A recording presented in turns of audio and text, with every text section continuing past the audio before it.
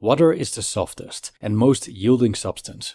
Yet nothing is better than water for overcoming the hard and rigid, because nothing can compete with it. Lao Tzu. Western civilization is, at its core, a civilization of resistance.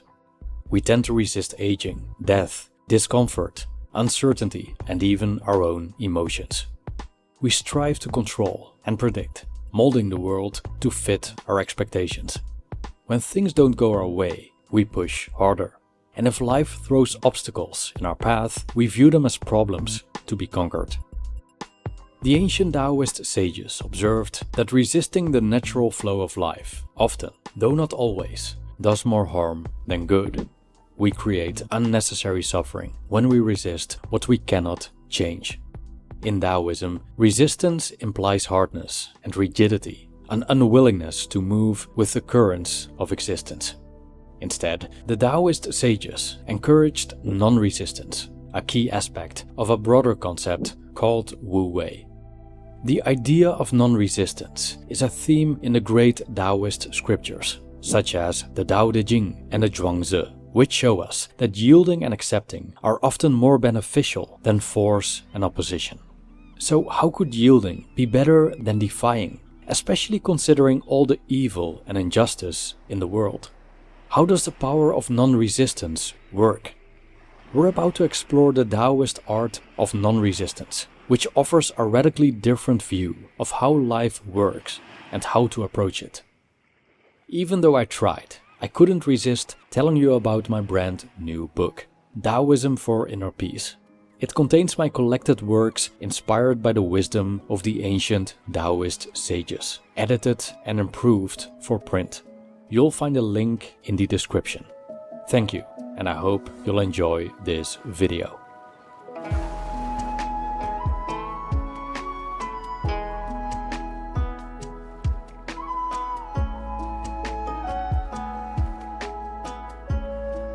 Taoism teaches that everything is in constant flux, the natural state of the universe.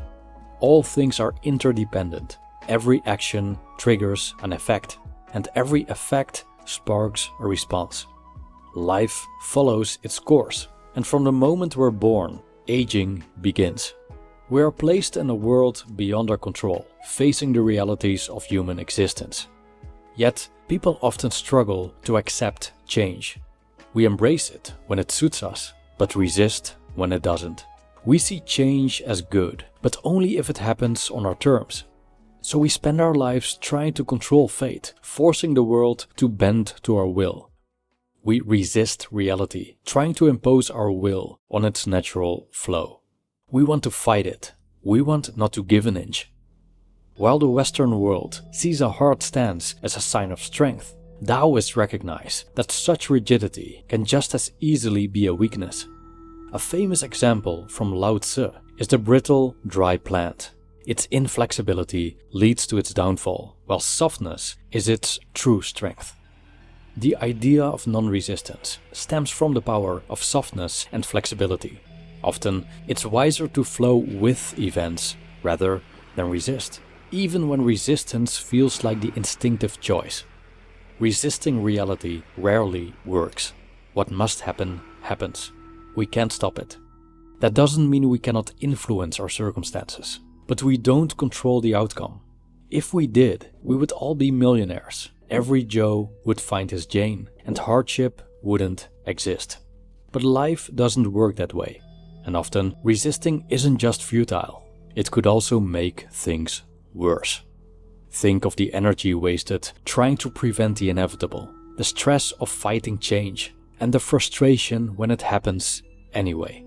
As the Taoist sage Lao Tzu observed, people try too hard to make things happen or not happen because they do not understand the natural order of things.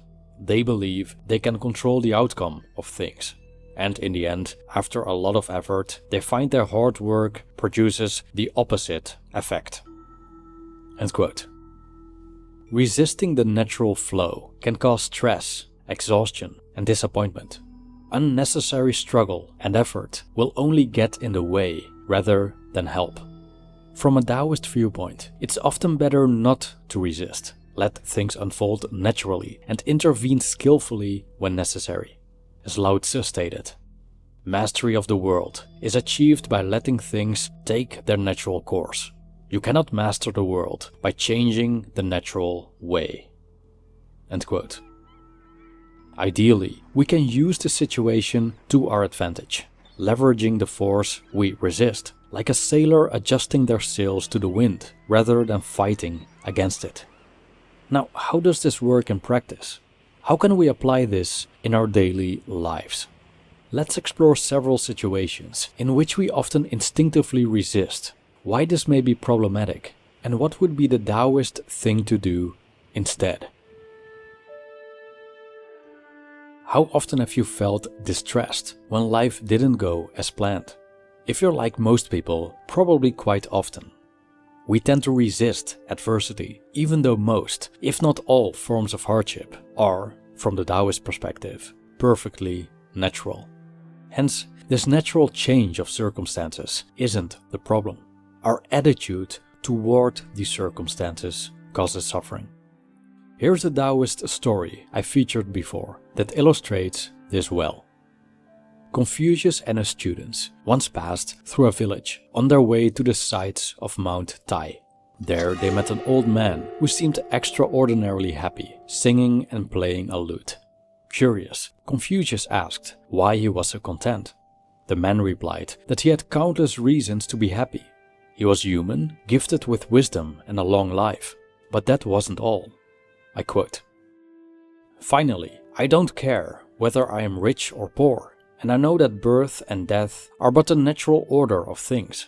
While many people are worried about being poor and are afraid of dying, I am not bothered by these things. That is why I am always happy." End quote. The old man didn't concern himself with the things that usually cause pain: pleasure and pain, gain and loss, praise and blame, fame and disrepute, also known as the 8 worldly winds in Buddhism. These rise and fall beyond our control.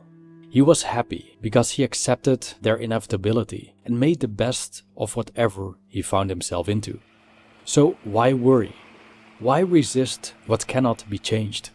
Why always try to get somewhere instead of embracing where we are? A Taoist sage flows along with the circumstances instead of trying to resist them. When he turns out to be in a position of wealth, that's great. Poverty, also great. He'll join most of humanity in that same condition. If he gathers a lot of friends and people love him, awesome. If he doesn't have a lot of friends and spends most of his life in solitude, that's also fine. More time for fishing at the riverbank. A sage knows that resisting whatever situation he is in, always striving to be somewhere, and being discontented with one's circumstances makes him unhappy. Therefore, he doesn't resist changing personal circumstances, even poverty, illness, and death. That doesn't mean one should be passive. In Taoism, it's okay to have goals and guide one's life in a particular direction, or try to prevent illness by living a healthy life. It's wise to improve one's situation when possible, but without forcing things or resisting what's beyond one's control, which sounds ambiguous, I know. In Taoism, there's also something called effortless action, which is part of Wu Wei, which focuses on doing without striving. It's the Taoist way of achieving without resisting the natural flow. You'll find an in-depth exploration of Wu Wei in this video. So, when it comes to our circumstances, what's something most of us resist, often daily? I think it's other people. One of the most significant sources of unhappiness must be our fellow human beings.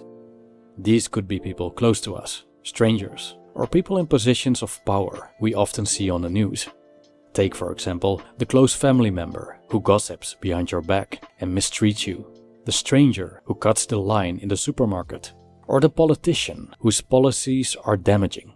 Or how about someone we disagree with politically or ethically? Let's go with the latter. Suppose you're a citizen of, let's say, San Marino, a microstate surrounded by Italy and the world's oldest republic.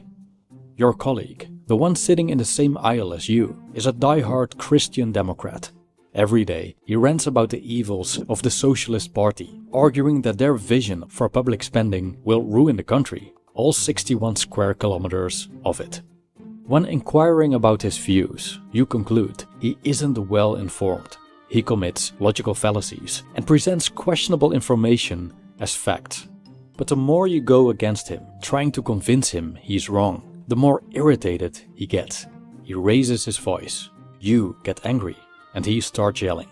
So you've ended up in a very unpleasant conversation that led nowhere, making you both feel bad. In this situation, it seems that hardness cannot overcome hardness. So there are different ways to approach this situation. Consider the following line from the Tao Te Ching. That which offers no resistance overcomes the hardest substances. End quote. So how can non-resistance help in a situation like this? Let's first stop resisting what we can't control, like people with different opinions, no matter how uninformed they are. Ultimately, you can't control what they think or say. Resisting their existence is futile. They'll always be there. So one way of approaching this is accepting it and ignoring and avoiding such people. But a genuinely skillful person could even turn that non-resistance into change. By allowing someone's opinions, listening to them, showing empathy and compassion as far as that's feasible, and finding common ground, chances of change in views and opinions in both yourself and your opponent may occur. The very thing you try to resist may actually be the force leading to change, or at least a meaningful exchange of thought benefiting both. Non-resistance overcomes the hardest of substances. Now let's move on to another common source of resistance. Global events.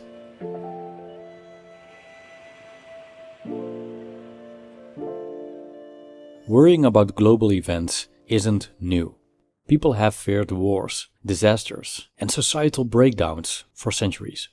Take, for example, worries about an apocalypse within a religious context, the threat of war and natural disaster, or the possible collapse of one's society.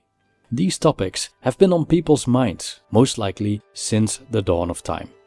The Lied Tse contains a story about an anxious man who spent much of his time worrying about the sky crashing down and the earth breaking up one day. Some people tried to reassure him that this would never happen, but the man didn't buy it. He believed the possibility existed. Then the sage appeared. At first, the sage agreed with the man, saying that the sky could come crashing down and the earth could be destroyed. After all, nothing is impermanent, so we shouldn't be so quick to dismiss the possibility. However, the sage found the man's worries unlikely to materialize soon and advised him not to dwell on them, saying, "Whether they will perish or not is something we don't know. If heaven and earth will not perish, that's great. We can live our lives without worry. However, if they will perish, that's something we can't do much about. So why worry about it?" End quote. I feel where the anxious man is coming from. Ever since the Russian invasion of Crimea in 2014, I've been open to the short-term possibility of a third world war starting in Europe. But people around me claimed this won't happen. The world has never been so peaceful, some said. Nah, we're past that. It'll probably just be some form of digital warfare. But I never ruled out the possibility of a global conflict with bombs and invasions, which could even go nuclear. Denying it would be intellectually dishonest, in my opinion. Shortly after the invasion of Ukraine in 2022, I was about to celebrate Carnival with my cousin. Standing in the backyard in our animal suits, I pulled out my phone and showed him an article about Putin preparing his nuclear arsenal, which kind of bothered me at the time. But my cousin shrugged his shoulders, sipped his beer and said, "Well, if it happens, then so be it." First, I was a bit shocked by his nonchalance. I thought about it the rest of the day, eventually admiring the wisdom of his comment. he quickly recognized that what I shared with him was out of his control. He could be upset about it, let it ruin his day, but that wouldn't change anything. And if it indeed happens, well, he would probably figure out how to deal with the situation as it comes. The Zhuangzi, one of the main Taoist scriptures, contains a story about a farmer who never judged events as good or bad. He was aware that every event we consider unfortunate could actually be fortunate, and vice versa, which is shown in the story. The sage in the story about the anxious man would have agreed with the farmer, as he stated that we don't know what it's like to be dead, and when we're dead, we don't know what it's like to be alive. So why even judge the prospect of a disaster? We don't know what it'll lead to. Who can say death doesn't lead us to something better? It's just another reason not to resist what we consider catastrophes. We never know how things truly play out. We don't even know what it means to be dead. When researching this topic, I stumbled upon an academic paper titled Non-Resistance, the Taoist Way, written by Cheryl L. Chrisman. The paper explains the art of non-resistance as the way of water. The paper explores non-resistance from the viewpoint of traditional Chinese medicine and concepts such as qi, yin and yang. It says that when we resist unpleasant situations, such as the things we have discussed so far, qi will stagnate. When qi stagnates, it disrupts the body's balance, particularly in the heart and liver, leading to various emotional and physical ailments, such as frequent illness, fatigue, and asthma attacks. The main result of qi stagnation varies basic dominant constitutions, but in all cases, resistance produces pain and suffering, Chrisman states. Simply put, resistance to what is can make us sick, mentally and physically. Resistance cuts off from the Tao. It disturbs our balance. So how do we solve this? Chrisman states, to be like water and let things pass easily through you. Think of a stone dropped into a bucket of water. The water yields to the stone and parts, but quickly returns to its original state unharmed. End quote. The article contains several steps on practicing non-resistance, which I won't share due to copyright reasons. Instead, I'll share my own interpretation of how being like water could mitigate unpleasant situations. Take bodily pain for example. When in pain, we experience discomfort, but we usually add another layer of discomfort by resisting the pain. We think, I don't want this, I don't want to feel this. But if we just let the pain flow through us without resisting it, we still feel pain of course, but a lot less than if we would also resist it. Eventually, our bodies adapt, like water adapts to any circumstance. We can apply this to unpleasant emotions like anger, fear, interactions with people we dislike, and other circumstances that evoke distress. Instead of resisting or fighting, we stay receptive and yielding, allowing the experience to dissolve and restoring calm and balance. From that state of calm and balance, aren't we far better equipped to act and make decisions? The Taoist sages show that non-resistance isn't weakness. It's the art of letting go, adapting, and flowing with life. It's the smart way instead of the hard way. Thanks for watching.